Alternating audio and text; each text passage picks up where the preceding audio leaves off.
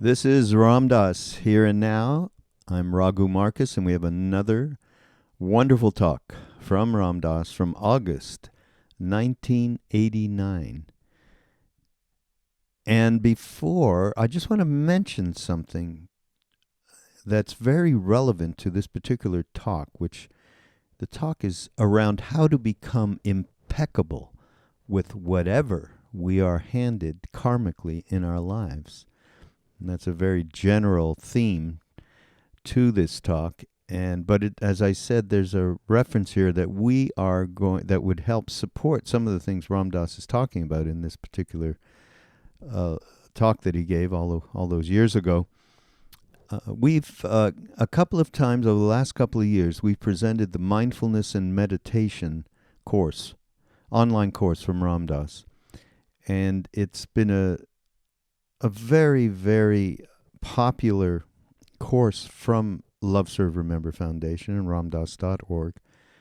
It really contains some of just essential teachings from Ram Dass around mindfulness, around meditation, and it has some wonderful introductions to chants that he has done over the years, and really, really great guided meditation. So we're going to add some new material. We're going to add some new elements to this course, and it's going to reappear again as the Mindfulness and Meditation Summer Refresher online course, June 15th here. So I wanted everybody to get a heads up on that. And if you aren't already subscribed to ramdass.org and get our emails, then please do so. And by the way, whoever amongst you is subscribed to ramdass.org, I've had this experience myself where somehow I accidentally hit a button that put somebody who I work with emails that went directly to spam. They were not scam. And I'm like, how come I'm not getting emails from this particular person anymore? And I realized after I went in, I had inadvertently put that email address in the spam bucket. So check out anything coming from ramdass.org or Love, Serve, Remember, and take it out of the spams, because you're missing some great stuff that we offer from the ramdass.org list. Just a little tip. Anyhow, how to become impeccable with whatever we are handed karmically in our lives. And there's a whole bunch of different things that really are thought-provoking in this talk. It's about, like, for instance, Ram Dass talks about, you know how when we were growing up, we were part of, most of us, Judaic or Christian traditions, possibly Muslim tradition, and we got sick of, or we were just not, I got sick of the kind of formality that I was put through with the various high holidays of Judaism and the rituals that ensued, and I rebelled. And basically what Ram Dass talks about, these rituals just weren't feeding us. And he said, did we get rid of something we needed? It's an interesting thought. And of course, many of us turned to the East to pick up some of the rituals from the East to replace these as we got more conscious, or as we realized there was a path. And so he talks a lot about that, or some about that in this talk. And I think it's something for us to really discuss amongst ourselves. Because when you actually go back into it, after you've, say, been in the East, or after you've been opened up in any which way, you can see that at the core, some of these rituals and rites and that we grew up with are perhaps way more fulfilling possibly than we thought they were in when we were in our youth, going through and rejecting them. I have found that in my own case, that coming back to some of these, and it's more out of the mystical parts of the tradition that I got more fulfillment. For instance, for me, it was around the Kabbalah, getting interested in that after I had come back from India, and seeing some of the, first of all, seeing how closely some of what was, particularly in the, as I said, in the mystical tradition and Judaism of the Kabbalah, how that just fit perfectly with some of the more esoteric parts of Buddhism and Hinduism. So that's something that I think we all need to take another look at, perhaps. And as he says in this, did we throw out the baby with the bathwater? Another thing he talks about is, when we do get onto the path, and we get very excited, and we get sometimes a little bit dogmatic, and we start to push away the world prematurely. This is a major point. I think he gives a good example of when he first came back. He ended up at his father's farm, and he didn't stay in the house because there was television, there was meat being cooked, and he would sit in his little kuti, his little cottage, making his rice and lentils and remaining as pure as possible. I did the same thing when I came back from India. We stayed at my father's farm, interestingly enough, a few of us that had come back from India. And the first thing we did, and my father he had gone to India when we came back. He actually had met Maharaji. That's a whole other story, an interesting one. But he went back, took my sister, and so on. And that particular summer, we moved everything out of his house, all his furniture, because we wanted to be on the floor like we were in India. We wanted to duplicate the experience that we had had in India exactly, so that we could hold on for dear life. And of course, my father, when he finally came back and he looked, not only did we take out all his furniture, all his knickknacks, all the things that reminded him of his life and his past and pictures, we dumped the whole thing. We didn't throw it out, though, thank God, because he got pretty pissed as it was. But it was just wrong-headed. The kind of wrong-headedness that Ram Dass talks about here is holding on. The more you're holding on to the experiences that you had and try and duplicate them and continue them, especially in the Western environment, and the more you push away all of the worldly things prematurely, they do come back and bite you. And the reality is, when stuff is ready to fall away, it falls away. It becomes not relevant anymore. You don't want to watch Game of Thrones. Okay? You're not stopping yourself from watching it. It's just not interesting. A lot of people can't say that because Game of Thrones is like the holy grail. Sorry.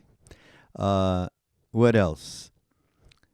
He talks about being graceful in the way we embrace our practice. And that's just more of the same thing. Not to force stuff. Okay, I gotta go meditate now, because if I don't meditate, then I'm not fulfilling my spiritual path. All of that kind of stuff. I like the word graceful. It's okay. Maybe just sit down for a minute, 2 minutes, and just relate to that spot that's the deeper part of ourselves, so that we're not completely caught up in our desire systems and our attachment all the time. So just a little bit. That's okay. And let's see.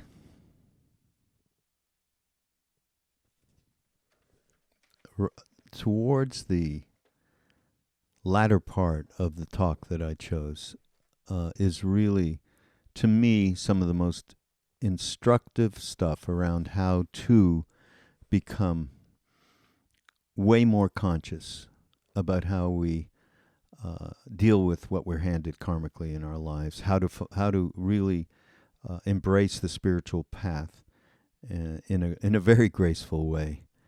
And he talks about creating a life for ourselves around remember, right? So the foundation and everything we do, and the only instruction we ever got from Maharaji was around love everyone, serve everyone, and remember God. And here he talks a lot about the things that we can do to remember, and do it lightly, not as a have-to, just as, gee, these are some great reminders. And what are they? They're books by enlightened beings. They're having a little altar, a place that we sit at on a day-to-day basis that's our environment, that we can be free in a deep to relate with that deeper part of ourselves. Satsang, where we get together with people of like-mindedness. Listening to spiritual talks like this podcast with Ram Dass. Engaging in chanting, kirtan, or mantra practice. And of course, meditation. But consider it all as these are just reminders that push us, without us pushing, to a deeper part of the truth of who we are. Listening inward to find the deepest truth of your being. And cultivate, through this remembrance, there's the ability to cultivate a witness for our lives. And the basic, one of the most one of the most crucial things that has happened in my life is that I've seen through cultivating a witness, cultivating the remembrance, and doing these kinds of practice, is how reactivity is cut down, just absolutely reduced, so that knee-jerk stuff that we all engage in, some real spaciousness comes. You move from being reactive to being responsive. And that the responsiveness happens through the creation of space around the karmic events of our lives. So, really, really instructive what Ram Dass has to say in this particular talk. Yes, may we all become impeccable with whatever we are handed karmically in our lives. And this is Ram Dass Here and Now on Be Here Now Network. Go to BeHereNowNetwork.com, and you certainly can take advantage of the wonderful teachings, the mindfulness teachings from Joseph Goldstein, Sharon Salzberg, and Jack Kornfield are just extraordinary. And the heart of Krishna Das and Lama Surya Das and Roshi Joan Halifax.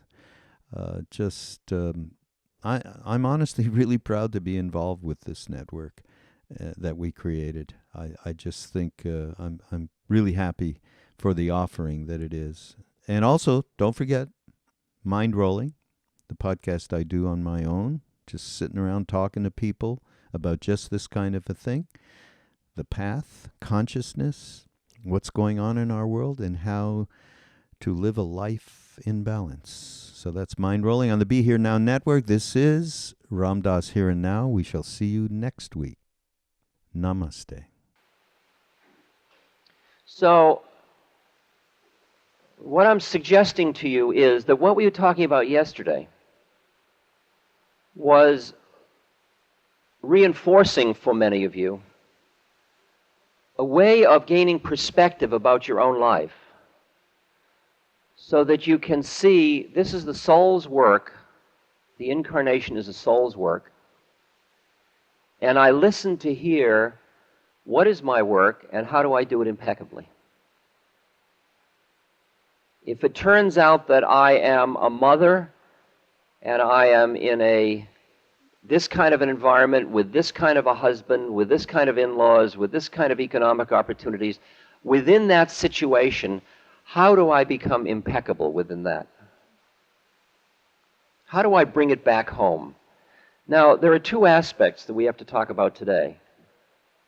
One is, how do you design your life to keep remembering this perspective so you don't keep losing yourself back into the tremendous seductiveness of your daily life drama? Like the woman yesterday who asked, when you're dealing as a social service person with people who are angry and ungrateful, how do you deal with that stuff? How do you deal with your daily life in a way to remember and awaken? So, I mean, coming here to a retreat is one technique. That's a device. You all invested in a device to remind yourself. That's roughly what you did when you came here. And you say, well, that's my hit for the year, you know. And I need a hit every now and then. Ram Dass, you're a great hit. Glad you're around. And, you know, and your books are hits and so on. Now, let's talk about that, because in the early stages, I mean, if you look at exoteric religions in this culture, there is the Sabbath. There's Saturday as the day of rest in the Jewish tradition. There is Sunday morning going to church. When I was growing up in Boston, there were the blue laws. There were the rules of the game that said that Sunday was a day that was dedicated to God. It was a day to remember. There was no liquor, there were no theaters, there were no stores weren't open. There might be a local grocery store open, but that was already the beginning of the corruption. Now, the shopping malls, it's one of their biggest days. Now, Sundays, everybody's free to go shopping and be entertained. And there are big sporting events.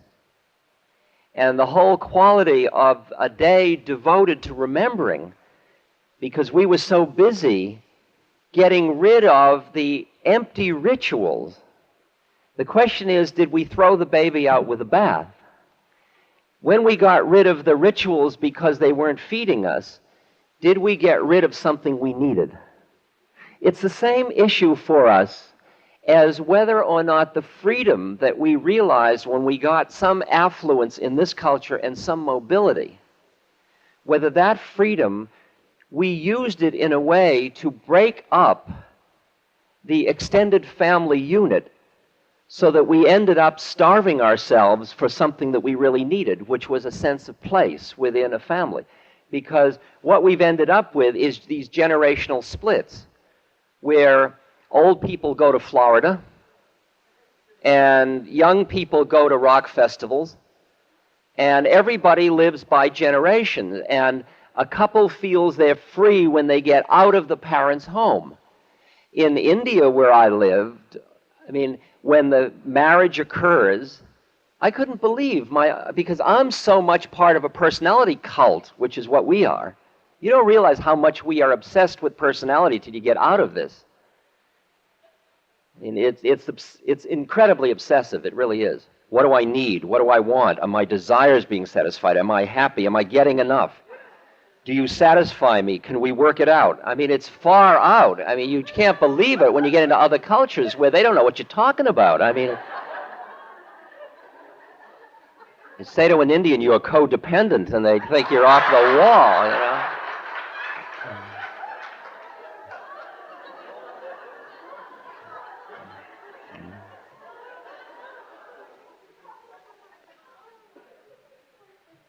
But to meet a young fellow who's in his 20s and he's about to be married to a woman who he's met for about 20 minutes because the marriage was arranged by the local astrologer and between the parents of the girl and his parents. and they get married, and then there's a parade in which they carry the bed through the streets, which they deliver to the father's home, the boy's father's home, because it's a patriarchy, and others are matriarchies, and they do it the other way. And they go into the father's home, and there the girl will come and she will serve the mother of her husband, and the boy will serve the father and go into the father's business. And everybody knows exactly what they're going to do all their life. And you think, oh, that's terrible, there's no freedom. After a while, when you've gone in and out of those cultures enough and come back and seen what we have when we have freedom, you begin to wonder whether external freedom is really what it's about, and whether we're not talking about another kind of freedom which has to do with inner freedom, because we're all trapped in all kinds of external form. We're all in bodies. We have to go to the toilet. We have to brush our teeth every day. Is that lack of freedom? We all have incredible restraints. We are all affected by gravity. Do you feel trapped? A lot of people do. See, it's that one. Go into the samadhi tanks. It's what I became aware of very much in the 60s was when we were having freedom of all kinds of freedoms. We were having a lot of freedoms that were correcting a lot of ills in the society. I mean, it was very clear that historically women have always been treated without an appreciation, without a full appreciation of their beings, even though they have been honored. And that's because this culture has such a one-sided, it's like a hunting tribe that has such a one-sided mentality. And that there are again in India, the women were very repressed at one level. They hung out in the kitchen and the men were in the living room.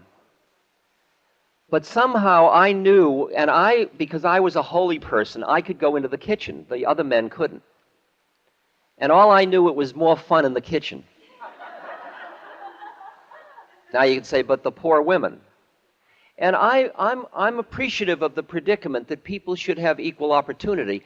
And I think that we did a lot, we have done a lot, and we're doing a lot to get our act cleaned up. And I mean, I'm not arguing and speaking for a lot of prejudice. But we've got to be very careful about throwing out the baby with the bath again and again. And that the freedoms that we get often end up cutting us off from things that we need, which are our senses of being at home in the universe. That a lot of people, if you look at like in India, and I keep mentioning India because that's the country I'm most familiar with, other than the United States. But in India, it's like the statement, how are you going to keep them down on the farm after they've seen Pari? The villages, there's 700,000 villages. And there's about 8 or 10 major cities. The cities were all created primarily by the English because when the Industrial Revolution came along. They were created as economically viable things. Once they wanted industrial things, they moved the laborers there, which disrupted their web in the villages. In the villages, if somebody is hungry, it's everybody's concern. Once if you live in New York City, some of you live in apartment buildings, you don't know the people even on your floor. You just don't have those relationships with people. And in a way, you say, well, I'm free. I live in a city. I'm not trapped back in the village. But what did you lose along the way? You lost a web of compassion or a web of caring, and then we create these artificial ones. We create these artificial social groups to try to, well, we call them artificial, they're real social groups, but you create them in place of what we started with.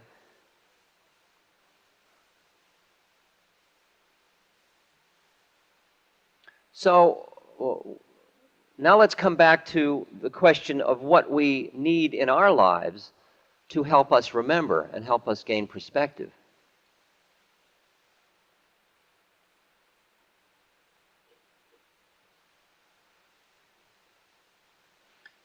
I mean, you can do an exercise and have a sense of awareness that lies behind. I can go into meditation and sit at Barry, IMS up at Barry, Insight Meditation Society, and sit for 10 days. And my mind will get quiet, and I'll begin to appreciate the awareness that lies behind my thought. And I'll get very clear and very quiet. Now, what can I assume about when I leave there? How long will it last? When I went to India the first time, I came back and I was so stoned. I was so zonked. I was so high. I was so out there. I was so in love with the spirit that when I came back and I came up to my father's farm in New Hampshire, there was a little cabin in the woods. I went into the cabin. I wouldn't even go into his house because the house had television and meat was cooking, and there were all the no-nos that I couldn't have any dealings with. And I went into the little cabin and I bathed out of a bucket, and I cooked my kedgeree, my rice and lentils, over a fire. And I was trying to hold on to my high as hard as I could. But slowly, slowly, it leaked out. And I was left with some memories. I was left with whatever in truth had truly changed in me. That was there. But I wasn't left with my high. And what's important is to separate out the spiritual materialism from the real stuff. The stuff that are the things you collect along the way that are little symbols of spirit, but aren't the real thing. The real transformations in you are very profound, and they're very deep, and they're often very slow, and they're very inevitable, and they're irrevocable. And once you have started to awaken, you can't turn back. It's going to go on no matter. People come up to me and they say, I fell off the path. You know, I used to be so high. I wore white and had flowers, and everybody danced and sung, and we lived in communes, and now I've got 3 kids, and I've got my insurance policies, and oh, God, I don't know. I can never get it. I don't know. I've lost it. It's terrible. And I play cards, and I drink, and oh, God, I mean, and my car is, oh. And all I'm thinking about is what's on television, and I just come home, I'm tired, I just want to read the paper. And I say to them, another part of the process. Because what you notice is that when you push away the world prematurely, it gets you. You become what I call phony holy. You pushed it away like, stay away from me. I don't look at television. I mean, I love people. I don't have a television. I don't ever look at it. It's absolutely disgusting. Next birth. Next birth, they'll have one big eye, and they'll just sit in front of this. That's who all the people are that are doing it this time. That's what they said last time. See, that's what reincarnation gives you. It's that perspective. It's a television this time, well, next time you'll be done.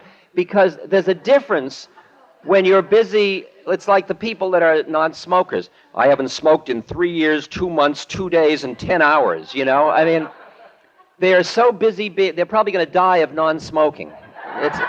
They're as hooked on non-smoking as the smokers, as they were as smokers hooked on smoking.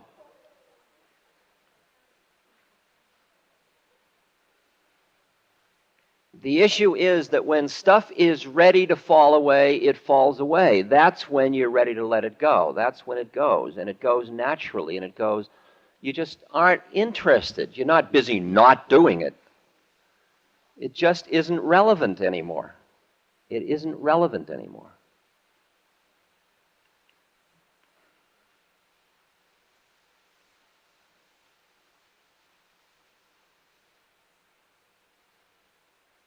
Now, so that all of the practices I'm talking about to you now are practices that are useful to remind you But you've got to be very graceful in the way you embrace practice.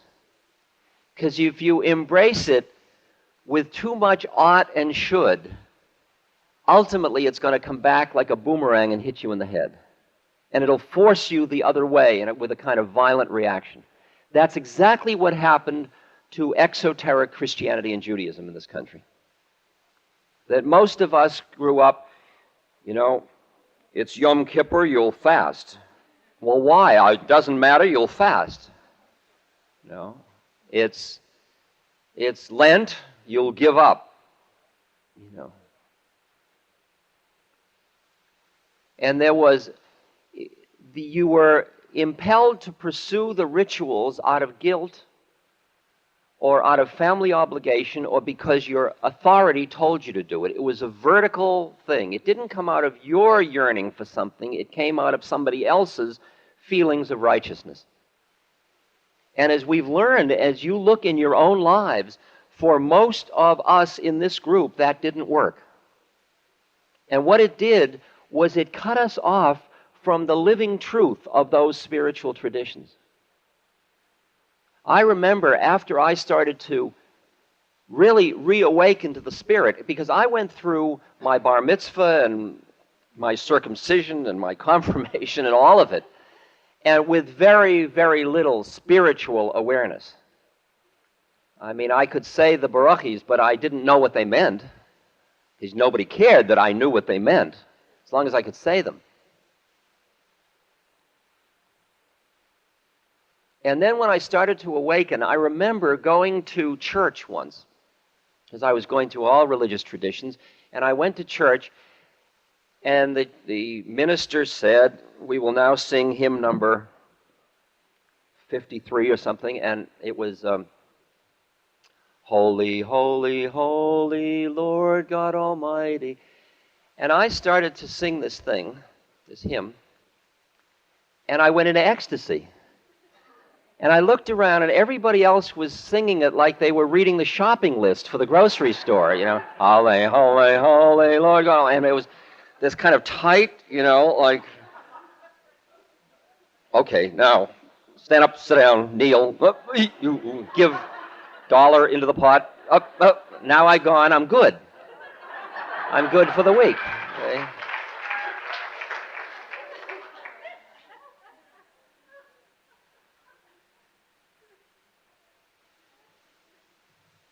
Now, many religious traditions have tried to keep living spirit, and I certainly don't mean that all of these traditions have not fed some people.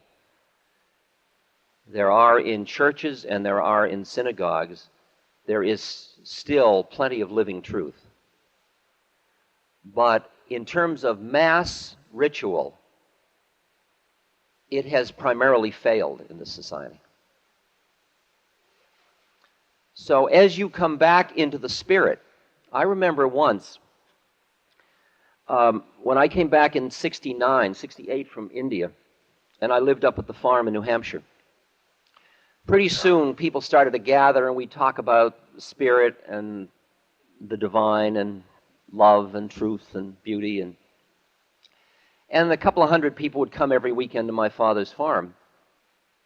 And then about 90 people were living on the farm in tree houses and tents. And Dad was very graceful about it all, I must say.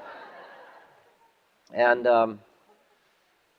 so one day the local minister came up and he said, because we had built a meditation, big screened-in meditation hut, a great big one, I mean about half the size of this building. And out in the woods. And he said, I understand you have a new church up here. I said, oh, no, we don't have a church. We don't have any minister. Well, it's just a spiritual gathering place. He says, oh, that's all it is. So I said, would you like to see it? And he said, oh, yes.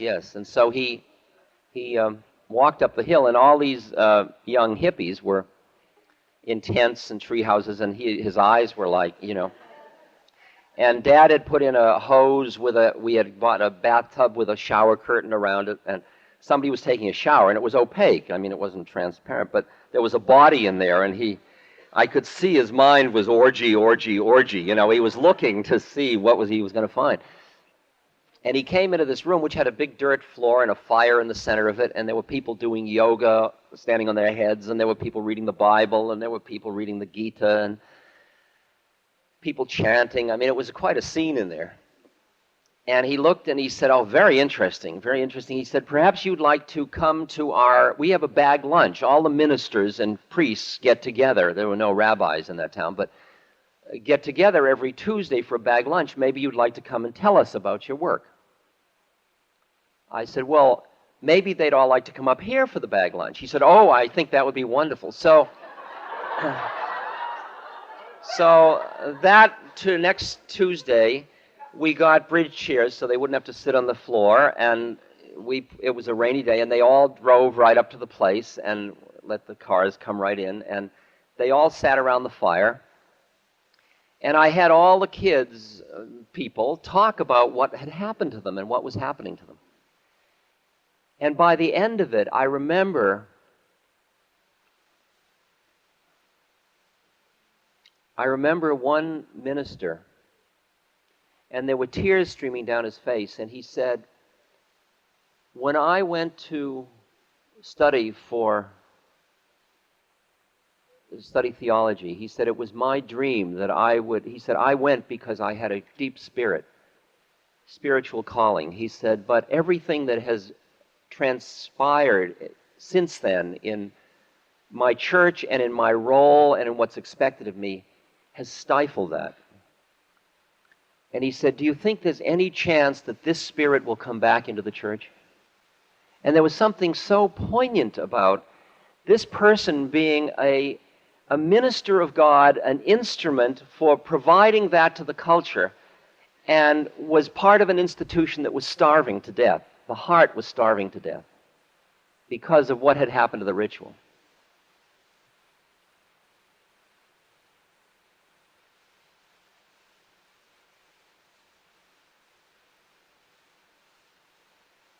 It was interesting because, just a little funny side story.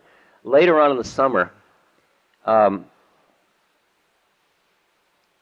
there was a little concern in the town because as this thing got more visible, as so many hundreds of people were coming all the time, because people knew that I had been connected with drugs, and the community was concerned about drugs. So I was asked to speak to the local drug concern group, the police chief and all of the mayor and all the people about drugs. So I came and spoke about what we were doing up in the community and about drugs. And at the end, there was a kind of a stony silence because they weren't sure. Nobody wanted to commit themselves as to whether we were good or evil. And a nun stood up. And she said, I don't know whether these people are doing good work. She said, I don't know anything about their history. She said, all I know is that 2 of the young people came to our church, and I watched them at communion. She said, in the many years I've been in that church, she was a woman about 60, she said, I have never seen people so open to the divine as they were. And she said, they reawakened my faith. And I just want to thank you, Dr. Alpert, for bringing these young people to our church. What she didn't know, that one of them was a Jew and one of them was a Protestant,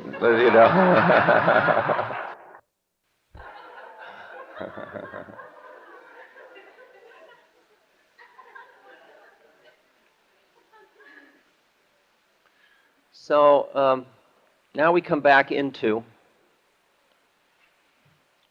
what do we do in our own lives? Because if the social institutions, one of the things that's happened is that a lot of people that are awakened to the Spirit through Eastern traditions then start to listen to where their uniqueness is, and they realize that I was born a Jew or I was born a Christian, and they want to reinvest their tradition with the living Spirit. And very often a Christian can find the living Spirit in Christ even though they can't find it in Christianity.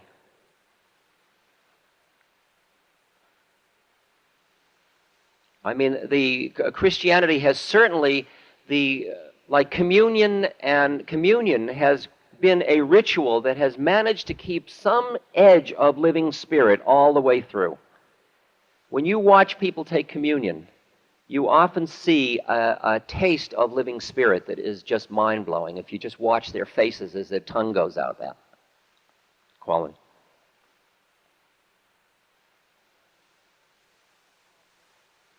So you look around for satsang or sangha, or the community as it's called. That means the community of other people who are on the journey with you, because you want to hang out with them. Because once you've appreciated, see, the predicament is that the spiritual aspect of yourself, as I said yesterday, isn't nearly as evident or pronounced as the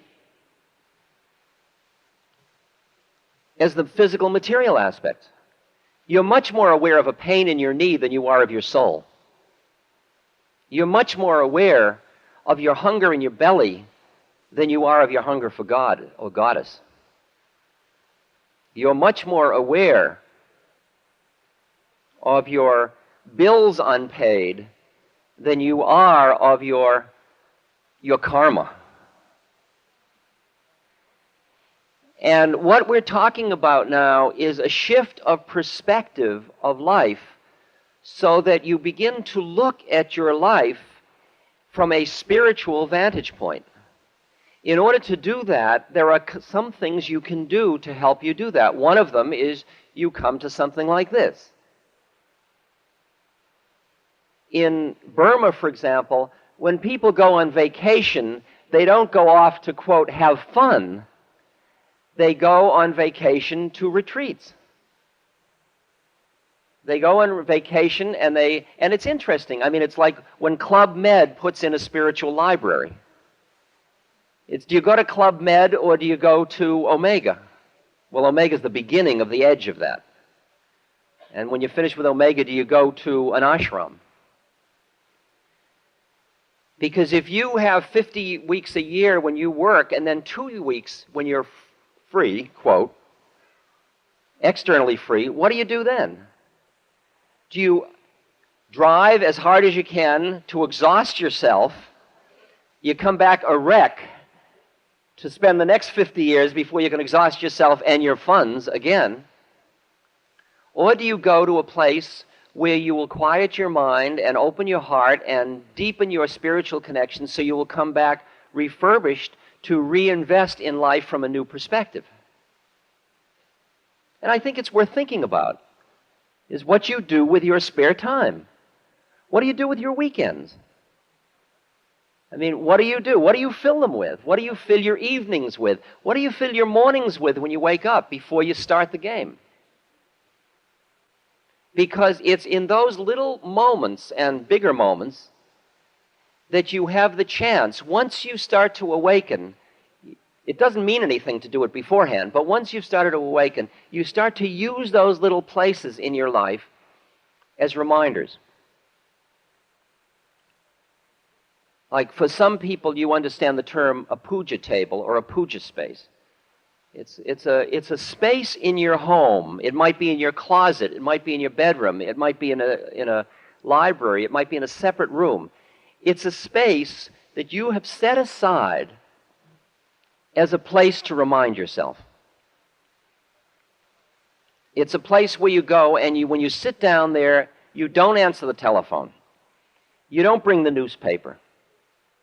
It's a place where you put around you the books that turn you on, that awaken you, that remind you. Yogananda's Autobiography of a Yogi, Ramakrishna, Words of the Buddha, the Bible, the Talmud, the whatever, the Tao, the I Ching. I mean, there's all the mishpacha, the spiritual family you hang out with, and you just hang around with them, and they're there. They're just these little books, and you can pick up any one of them and open anywhere and read something, because the people that wrote them are writing them from the place that says that's what the game is about. They're reminding you. They are satsang. They are portable satsang. And there are a lot of people who live, there's a great line in the Ramayana, in the story of Ram, in which there's a demon, Ravana, the bad guy. I can't tell the story this weekend, but there's a demon, the bad guy, and he's got a good brother, Vibhishan. And at one point, Hanuman the monkey says to Vibhishan, "How are you living here among demons? It's like living in the middle of Manhattan." No offense. And I love Manhattan, actually. I think it's a very spiritual place, by the way. But Vibhishan answers, he said, it's like the tongue living between the teeth. It's a great image. And for many people who live very much in a very harsh world of very material greed and anger and harshness, it is like living, it's like the tongue living among the teeth. And the thing that you're trying to cultivate is so delicate and so subtle that it's very, very hard to do that. And so you look around for somebody else, but often you don't find somebody else. You might look on the walls at the laundromat, or find a spiritual bookstore and find that there's a meditation group that meets on Tuesday nights in somebody's home, and you go and sit. And it may turn out to be true satsang or sangha or the community, or it may turn out to be a spiritual hype. And only you will know, and you've got to trust your heart about it. Because just every group that meets under the banner it's a spiritual group doesn't mean it's a real spiritual group, as we've all learned. And even big ones, by the way. Even big fancy ones, with hotels and everything.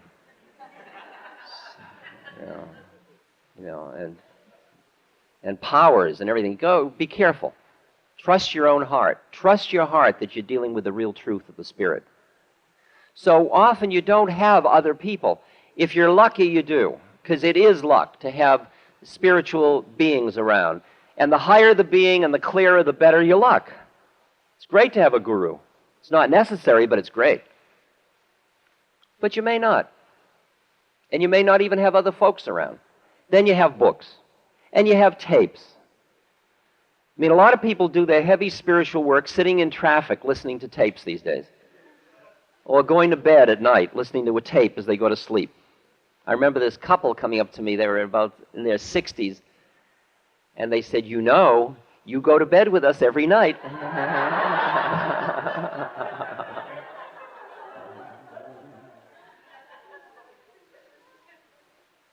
And I think that's really, there are a lot of ways that technology is assisting us spiritually. I mean, for me, psychedelics were certainly technology that assisted me. I know some of you don't feel that, but that's okay. I won't push that today. Push is a funny word. But tapes have certainly done a great deal, too. And videos and things like that. Imagine looking at spirit on television. We're working on that. Because it's a media just waiting, by the way, to be an instrument of spiritual transmission. As soon as it is wanted by the culture, it will happen. It's interesting because at one point I thought, well, you know, if I'm doing this all the time, and I go around, if I go on tour, like a few years ago I went on tour, I did 60 cities. Jai organized it, and we did 60 cities, Jai and I, and that was one city every other night for 4.5 months. Okay, you realize what that's like? I mean, you spend all your life in airports and Ramada Inns and Holiday Sixes and stuff like that, and hello, hi, and goodbye, and yes, hi, and you know, sure, I'll sign this book, and on you go. And it was maybe 100,000 people, 150,000 people. So you think, well, if I took that energy and put that into television, they're dealing with audiences of 40 million people. Is the medium the wrong medium for the transmission because thus far it hasn't transmitted it? Some of you saw Joseph Campbell's series. Now, it's interesting that Joe Campbell was the real thing. I mean, Joe Campbell, he wasn't an enlightened being, but he was a very, very evolved consciousness and a very compassionate and very thoughtful being and a very wise being. And that came through. And the power of that was a reminder. That got as far as PBS. It didn't mainstream, but it got as far as PBS. PBS is still not mainstream, you understand. But it got as far in. Most of us work on access. We may get from access to cable. And then you go from access to cable to PBS. Then you go from access to cable to PBS to CBS. So I decided, well, I'll just go for CBS and NBC. I mean, why? I mean, either God's God or God isn't. Or Goddess is God or Goddess isn't. So I prepared a whole program, and I went to Hollywood. Ram Dass Goes to Hollywood.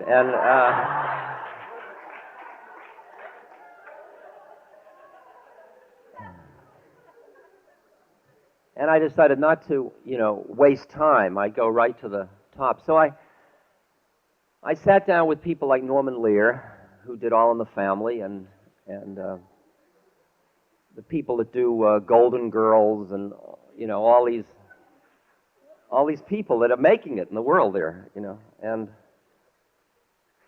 by the time I finished 2 weeks, I wasn't depressed. I'd gone through that.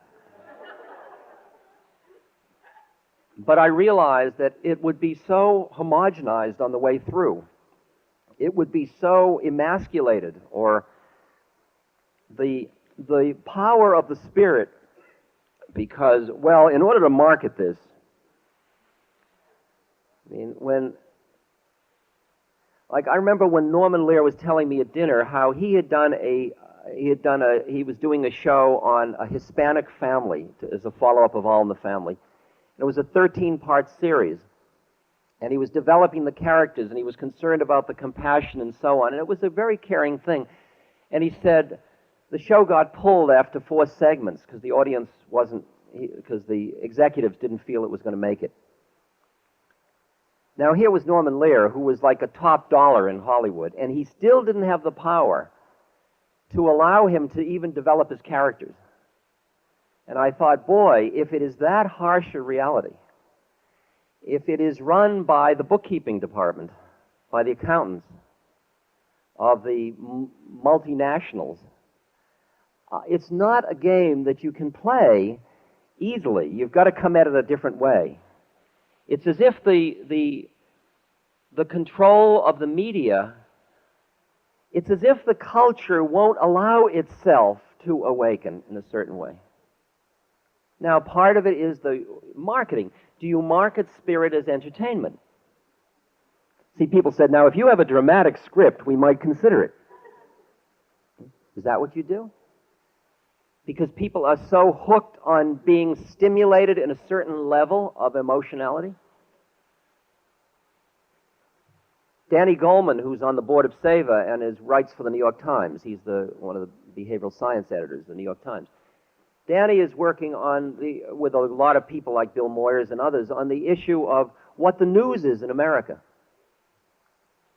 He says the news feeds only the reptilian brain. And the reptilian brain is the brain that always wants to make sure that there's no danger around. And one of the things that makes you happy is when the danger is happening to somebody else. It satisfies the reptilian brain. And if you look at the news, that's about as far as it goes.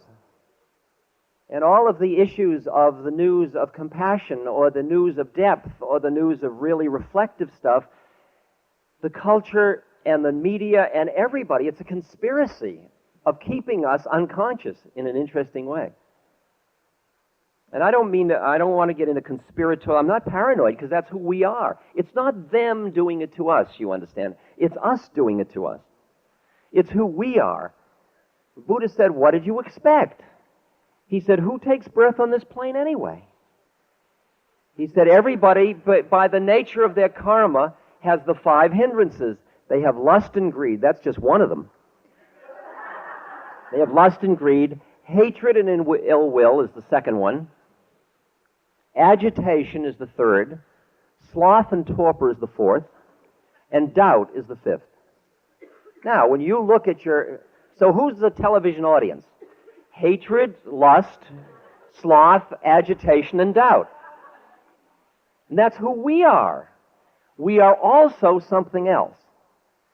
But you see, that also is a very quiet little voice compared to the power of all those other things. And if lust and greed and sloth and agitation don't get you, doubt will. See, I mean, is this really real or is this a bunch of crap? I mean, I don't really know. I mean, science hasn't shown me the soul exists. How do I really know? Now, I really know my car isn't working. But I don't really know that there's spirit. You and I are dealing with something that is, that's why it's called mystical. It's called ephemeral. It's called all of the names. So for you to find this little delicate flower and then cultivate it,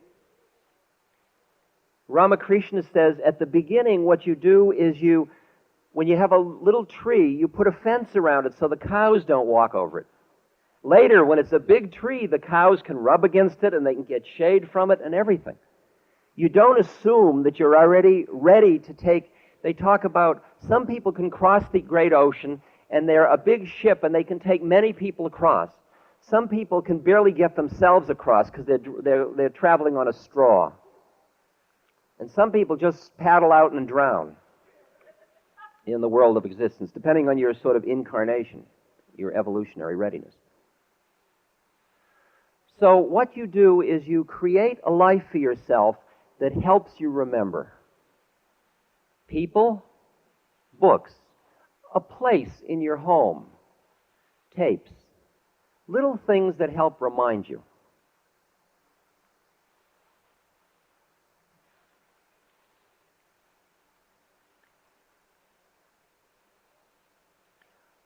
In that moment when you sit, and I'm talking about moments, I'm talking about like 20 minutes.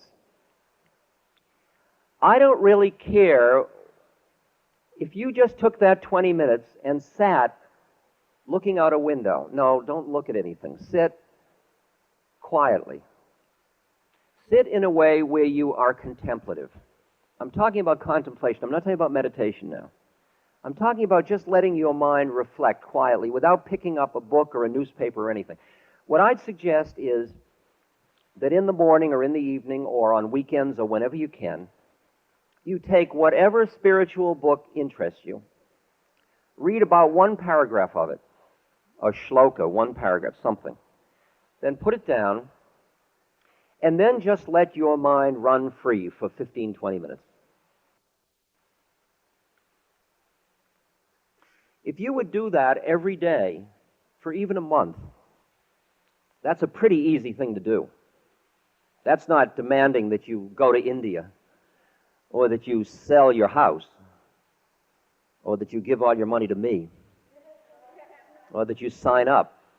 All that's required is you take 20 minutes to quiet down, to gain a perspective about your life. Because if you read one reminder and then look at your life,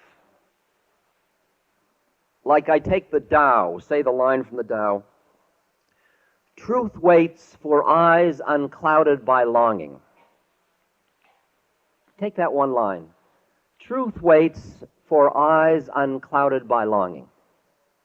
I think the next line is, when you have desire, you see only the outward container. Okay? Now just take truth waits for eyes unclouded by longing. Now you sit there and you think, gee, I would like to know truth. Do I have any longings? And then you begin to see what your desire systems are. Now, if you keep doing that, if you every day, truth waits for eyes unclouded by longing, and you say, well, is it possible that I could find a place in myself that doesn't want anything? See, this is just reflection. This is contemplation. You're not meditating now. You're just reflecting about it. You keep reflecting about who you are and listening inward and inward and inward to find the deeper truth of your being. It's a very simple mechanical thing to do. I do this all the time. I just sit quietly and just keep listening and going inward. And cultivating a witness of my own life. The part of you that watches your own life unfolding. Most of us are so reactive. You get up in the morning, your bladder is full. Reaction. Got to go to the toilet. Smell coffee. Reaction. Boy, I need a cup of coffee. Watch. My God, it's 8:15. Reaction. Reaction. He cut me off. Reaction. Good morning. Reaction. Oh my God, look what's going on in Lebanon. Reaction. Reaction. Reaction. You are reactive all day. There is no reflective moment in your day. It's so busy being reactive to just stuff, and you come back and you've just had a day full of reactions. And you are like a mechanical automaton. And the newspaper knows that if it runs up a certain headline, you'll salute. And you are just like, the ads are designed for just you. There's certain ads that will awaken your prurient interests, certain that will awaken your guilt, certain ones that will awaken your fear, and then they'll play upon you. As you become more reflective, you move from being reactive to being responsive, which means that there is a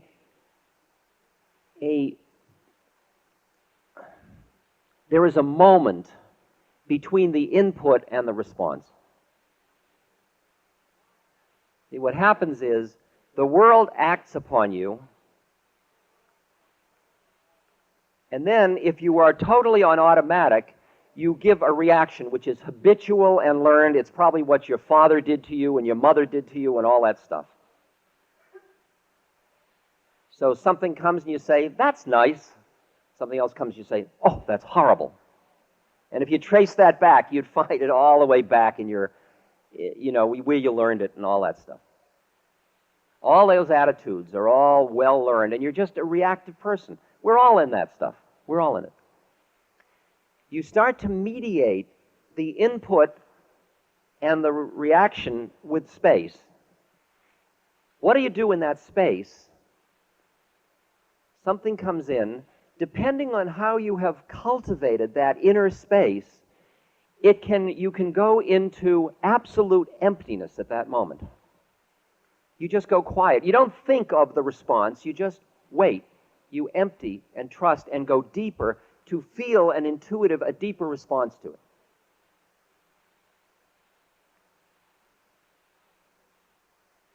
And what comes out is something that comes from a deeper part of your truth.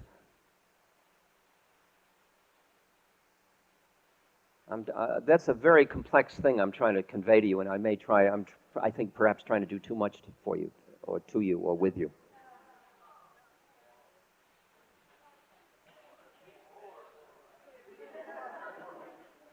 That's a key issue.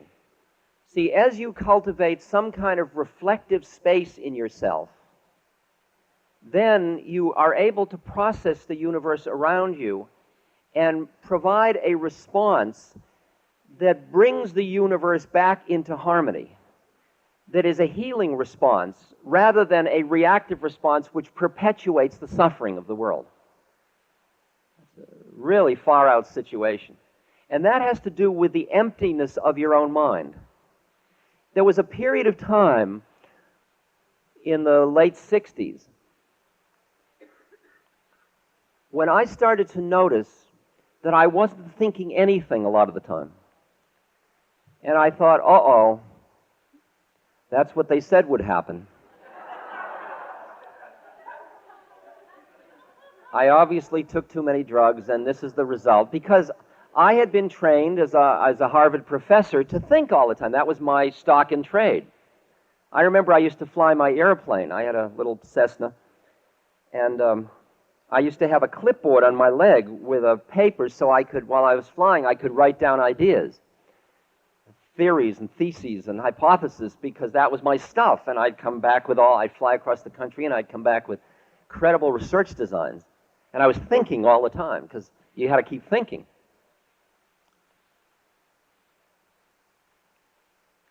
And then in the late 60s, I began to notice my mind was empty. And I got frightened because I wasn't thinking anything. But then I noticed that when I got over my panic about not thinking anything, that when my mind was empty, when something was necessary, it was there. My fear that it wouldn't be there kept it from being there. But once I got over the fear of it not being there, it was there. And I started to relax into it and be aware that between times when and then I understood Vivekananda's line that the thinking mind is a terrible master but a wonderful servant. That what had happened was I had found a place to stand in my being that was behind my thinking mind, so that instead of cogito ergo sum, I think, therefore I am, it's sum ergo cogito, I am and I think, or sum et cogito, I am and I think, which is another way of doing it. It's the reverse side of that coin. I found the space behind thought. And when you develop this reflective quality, this contemplative quality, you might read Thomas Merton, for example. He's a great contemplative.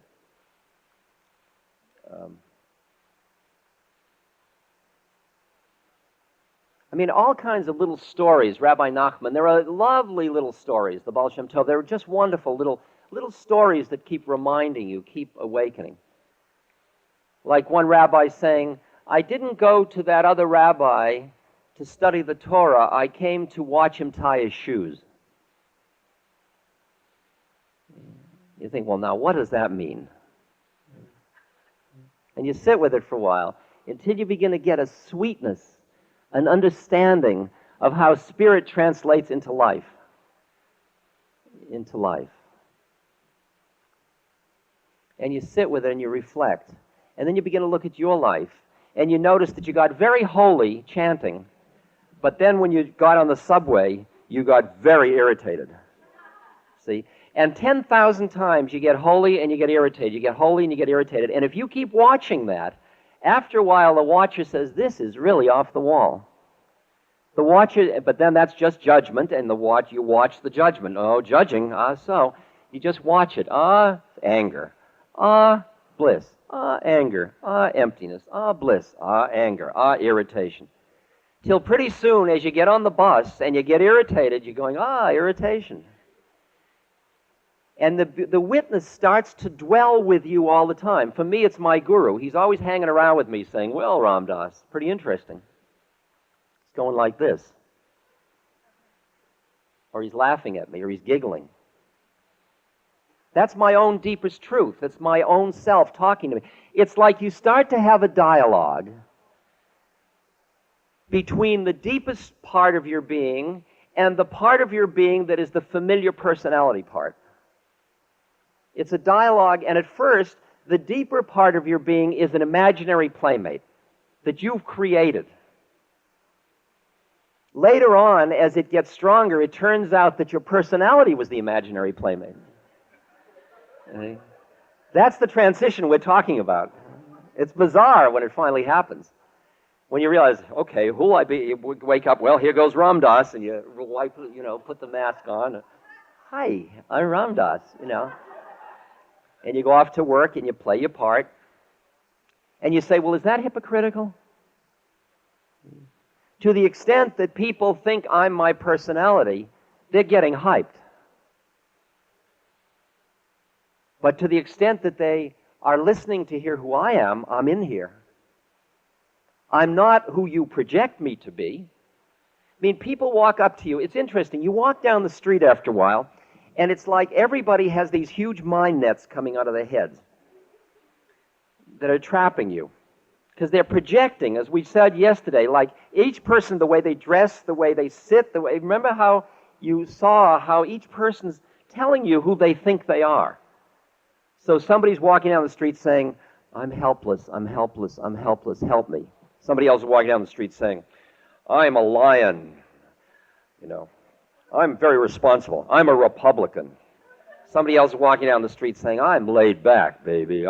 Somebody else saying, watch out, I'll rip you off. Somebody coming and saying, let's go to bed. I mean, You can feel each person's walking down the street with a storyline.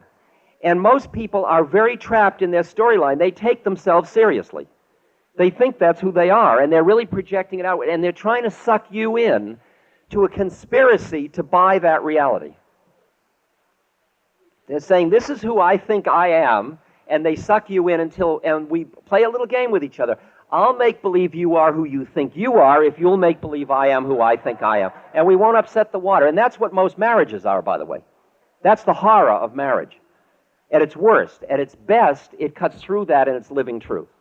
At its worst, people get caught in conspiracies of make-believe, in which they end up starving to death, living together because they don't cut through the bullshit to get to where they really are with each other.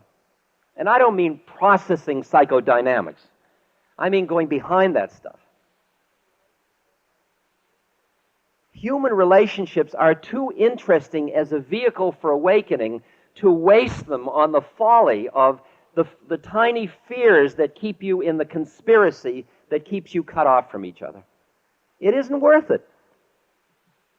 I will be with other human beings who only offer me the conspiracy, and if I have to be with them, I won't demand they be anything else. They have a right. We don't have any rule. The contract between us doesn't demand truth, but I'm sitting there waiting, and if you want to come out and play, I'm here.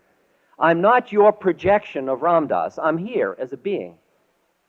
You can turn me into, oh, Ramdas, or hi, Dick. Either one is just your projection. And when I walk, I can feel myself. It used to be weird when I had beard and wore beads and a dress. And I walked through an airport, Because, the dress projects one image, but the beard, is a contradiction. So I'd walk through this airport, and I'd see people, and you'd see they go from yick to fascinating to a spiritual person to, God, I hate to kiss him. And you could see it in all their faces. You could see all the projections of mind. When you're quiet enough inside, you see how you're being taken through these mind nets one after another. You walk into an office building and you go into a mind net that creates a reality that you find yourself slowly moving into. Hello, how do you do? It's like I always talk about the example of going into the bank. See, and if I've just gotten up out from my puja table and I've been reading holy books and I've been reading about the goddess and I look and I see, oh, God, she's everywhere. And I walk into the bank. And the woman says, good morning. May I help you? See, and I look and I see, there's the Divine Mother in drag. Okay. And I see the radiance coming out of her, but she doesn't see it. Because she's busy thinking she's a teller. And she thinks I'm a customer. Now, it's two levels, you realize. That for me, at the first, when I begin to see that she's not just the teller, I can scream, don't you realize you're not the teller? And she'll push the button and the police will come and take me away. That's the first stage. That's the stage when you're furious that everybody isn't aware of who they are and awakening because, my God, why are you wasting your life?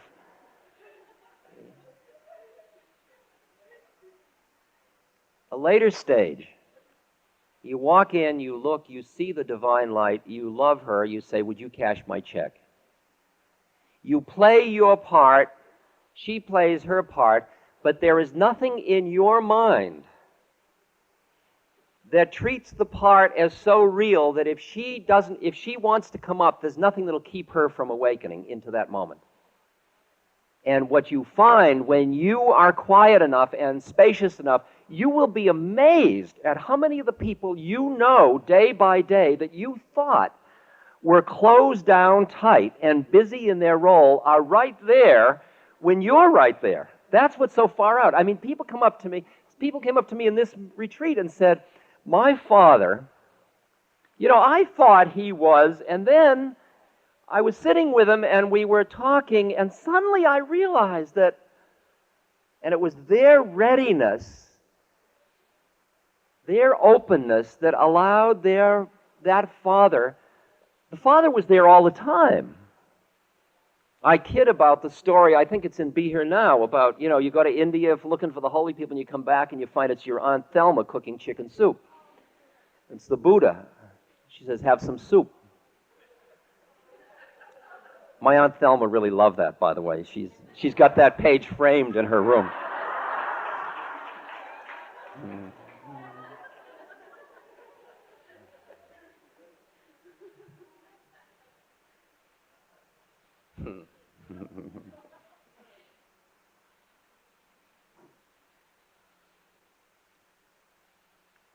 See, what you do is you quiet and practice and develop the quietness, either through retreat or through pilgrimage or through study or through reflection or through tapes in your car. And then you practice. You go out into your life and you practice. You practice keeping responsive instead of reactive. You practice emptying your mind in the middle of situations rather than just perpetuating the reactivity of it. You practice seeing the divinity, seeing the spirit in other people. You practice. You keep practicing with your life. You use the stuff of your life as an opportunity to practice. When I went to India the first time, I came back and I went to my family's home and I came in and I was a cross between Christ and the Buddha. I was radiant. I had power coming out of my third eye and I was really out there. Very, very holy. And my father said, got a job? And I crashed. I mean, he did it to me in less than 10 minutes. He got me. And it was like back to the drawing board. I wasn't ready yet. Because finally you realize your family, they know the code for where your deepest attachments of mind are. They'll always find one that'll get you. Like, you still eating sugar or whatever it is, Oh, you don't have time for me. How about that one? You used to like to. There's thousands of them. And it takes a long time before you can go and be with the family. See, that's finally, as you get more conscious, what you keep doing is rerunning old relationships to bring them up to speed, up into the present consciousness. And some people will come right along with it, and others won't. If they don't, that's their business. Your job isn't to do something violent to somebody else. You don't have any moral right to take anybody's suffering away. You have a moral responsibility to create an environment where they can let go of their suffering if they wish.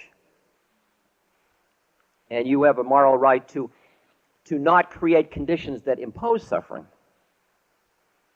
But you can't take somebody's suffering away. That's really interesting. It's very hard because, like with your child, you really want to do that. You want to protect them from suffering.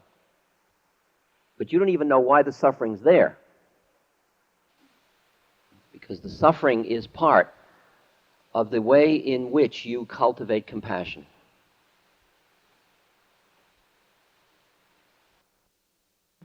I'm going to finish the sequence of how we remind ourselves and how we build into our lives these practices.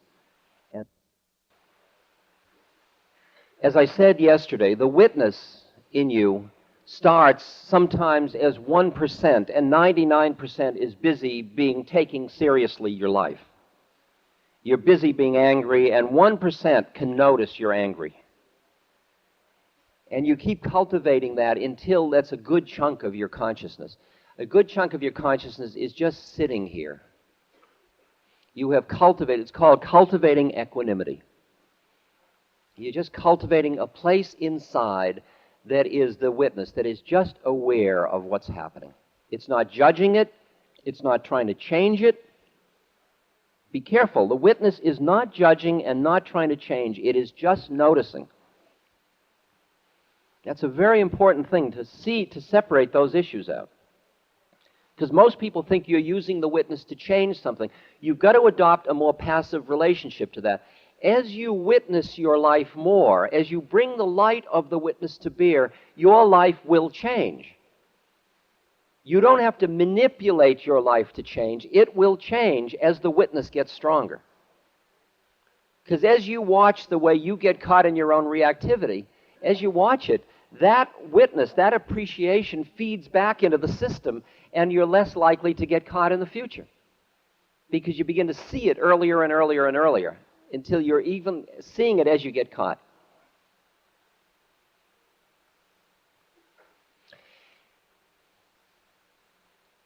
In terms of spiritual practices, now there's meditation, there's study, there's devotion, there's pilgrimages, there's hatha yoga, there's tantra, there's all kinds of things. And within meditation, there are dozens of different techniques. What you listen to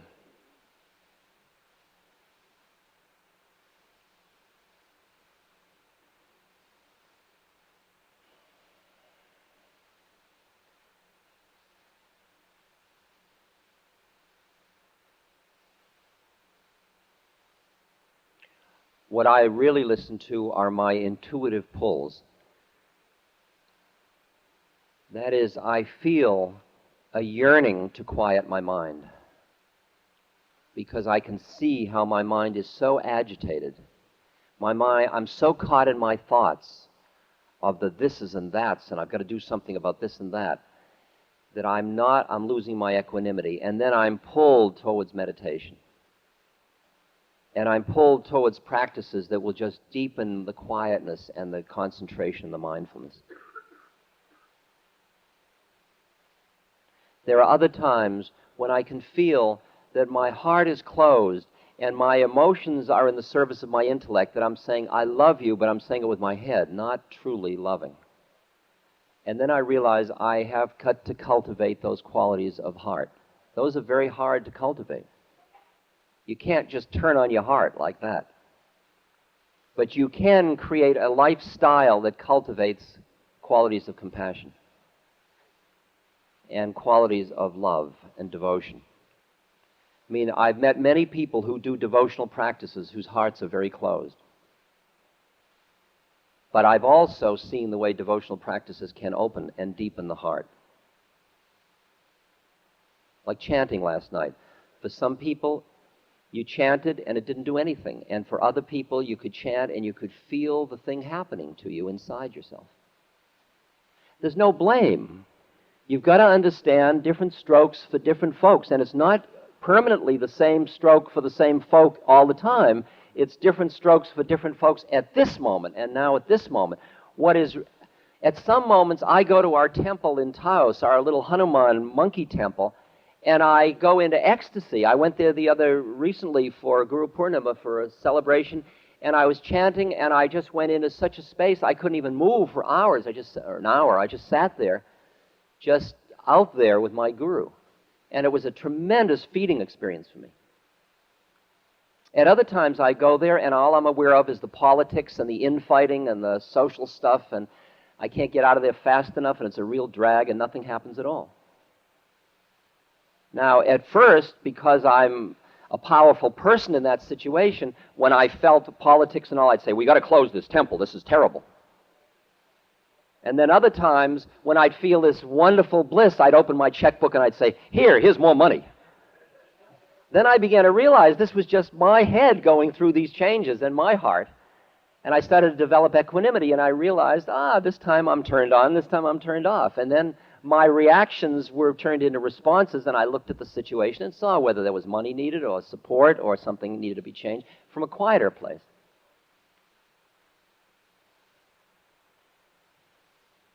Now, I've been put down a lot for being such an eclectic and such a dilettante in the sense of spiritual dilettante, because I spend time in Buddhist practices, and among them even, I've been involved in Mahayana Buddhism, in Theravadan Buddhism, in Zen Buddhism, and I've been to all those ashrams and monasteries, and I've been beaten by roshis, and I've been taunted by Nyingma and Kagyu lamas, and I've been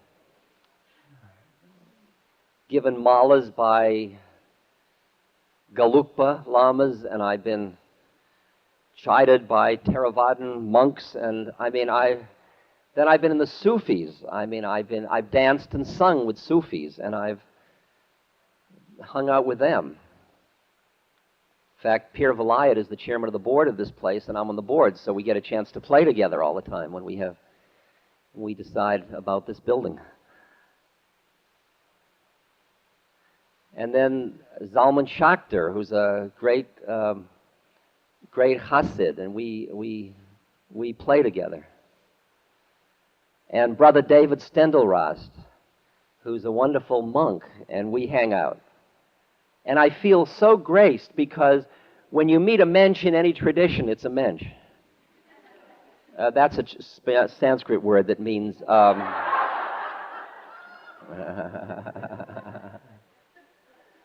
it means a full being, a fully developed being. And what I do is when I feel the truth of any spiritual tradition, I go towards it like a bee towards a flower. And when it feels phony, no matter how impressive its credentials, I walk away from it. And so people don't understand how I can be this way. And I say, I must listen to my heart. I must listen to my intuitive heart, because only I know what I need at that moment. Because my deepest truth is my guru. And that's where I hear it, in the deepest part of my being. Now, at an early stage, what happens is you take your strength. If your strength is your mind, you are attracted towards things like study or pitting the mind against the mind, like Krishnamurti or Zen Buddhism. These are pitting the mind against the mind. They are very exquisite. They take tremendous discipline of the mind to do them. They're not heart spaces, particularly. If your heart's the strong thing, you may find yourself tremendously drawn to devotional practices, to loving Christ, to singing to Krishna, to serving the poor or the helpless or the needy. Later on in your practice, you go to a different place. Later on, you arrive at the space where your faith is strong enough so you, instead of wanting to get high all the time, you want to become free. That's a shift of consciousness. And once you want to become free, you become interested in those things which bring you down, those things which catch you, those things where your work still is. So if your heart is weak at that point, instead of leaving it behind and going with your mind, you go towards the heart. You start to work with your own weaknesses. You start to work, if you don't get along with people, you start to put yourself in situations to observe and work. When your witness gets strong enough, then you start to take on the places in you that are keeping you from God or Goddess. You take on the places that are keeping you from living spirit. Those are stages of sadhana, stages of spiritual practice. And it's not good to, just be truthful with yourself. Along the way in spiritual work, there are a lot of signposts. There is increased equanimity. There is increased joy, even in the midst of suffering. We'll talk more about that one later. There is increased clarity of mind. There is increased lightness and delight in the play of life, and an ability to play with life rather than be played upon by life. There is a deepening quality of compassion. That is, as the fourth chakra or the heart chakra opens, there is a deepening of appreciation that somebody else's problem is not their problem, it's our problem. That's what compassion's about. Compassion isn't kindness and pity. It's not me feeling compassion for you. Compassion is we come together, we come together in our passion. So that if you're in pain, I'm in pain because you're in pain. They say of a saint that everybody is their child. And when you think of a child starving to death every 40 seconds, and then imagine being a saint where it's always your child starving to death every 40 seconds, you realize what it means to have an open heart in the midst of suffering.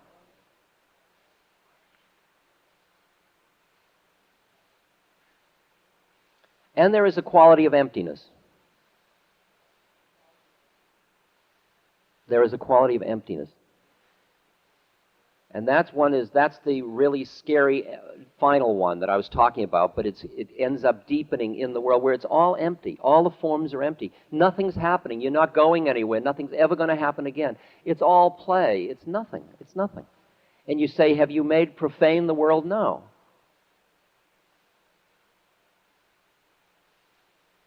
It's empty and it's precious at the same moment. And you don't have to hide from the emptiness for fear it's going to take away from the preciousness. You find the balance between those two things. So there's equanimity, there is joy, there is emptiness, there is compassion, there is love. There is a learning, a sense of the truth that lies behind forms, all of which are only relatively true. These are signposts along the way. The predicament is that the experience of any of them is an experience. It isn't the thing itself. And it smacks of what's called spiritual materialism. So that when you get spiritual joy, you get hooked on the experience of the joy, which is less than the true spiritual joy. The spiritual joy is just nothing special. So when something is very special, it's like a bliss state you're trying to cling to, it is just spiritual materialism that's passing show. It's wonderful and lovely, and it's a signpost along the way, but in the long run, it's going to go, and it's not the deepest truth of the joy. And finally, you are just doing what you do every day, and in it there is lightness, there is play, there is equanimity, there is compassion, there is emptiness, there is joy, and there is love, and there's truth, and there's beauty, and it's nothing special. Aha. That's when they talk about the Zen. All he does is wash dishes. I mean, he just does it. Nothing special. It's very simple. That's so extraordinary because we make the spiritual path into such a, saints with powers and light pouring out of their heads and they're zapping and moving this and that. That's all great, but that is all, as my guru used to say about a saint in the South who gave miracles, he says, that's all for children. And Miracle of Love, which is the book I did about my guru, I now look at that book as an incredibly beautiful book, but also a book that showed the limitations of my own perceptions because it focused inordinately on power rather than on love. Because if you see, because now I see him and I see that the power wasn't what was significant, and I knew that at some level, but the stories people kept telling me were the power stories. Because when you say, tell me a story about my guru, they tell you, well, he did this miracle, he turned this light on, he appeared in 2 places, and I write it down. People don't tell you the nothing special stories. And yet the nothing special is the essence of the realized spiritual being. And all the powers are just the little pizzazz that's done for the doubters. There was a great Shirdi Sai Baba, not Satya, not the one that's present, but Shirdi Sai Baba, the old one.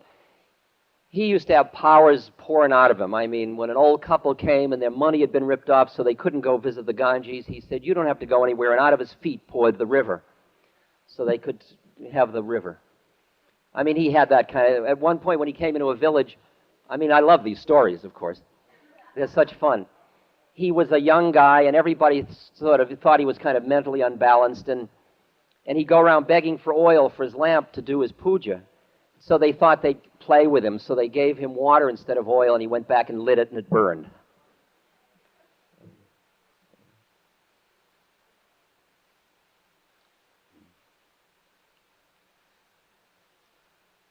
And he said, I give them what they want, so they'll want what I give.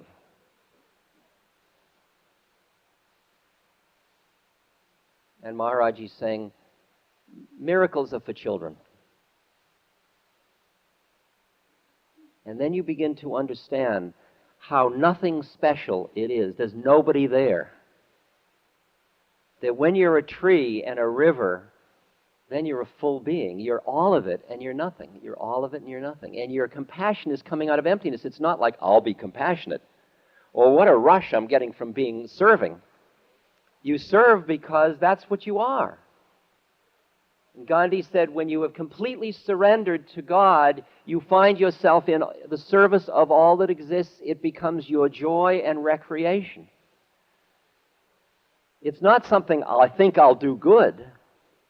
See, doing good is a practice. Then it becomes the thing itself. So, sadhana or spiritual practice is very special until it's nothing special. And all the markers along the way are markers, but remember, they are all spiritual materialist traps.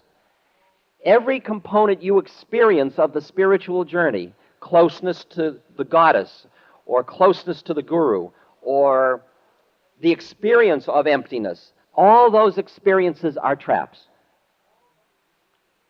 What you want is beyond the experience, where you are it. You don't have it.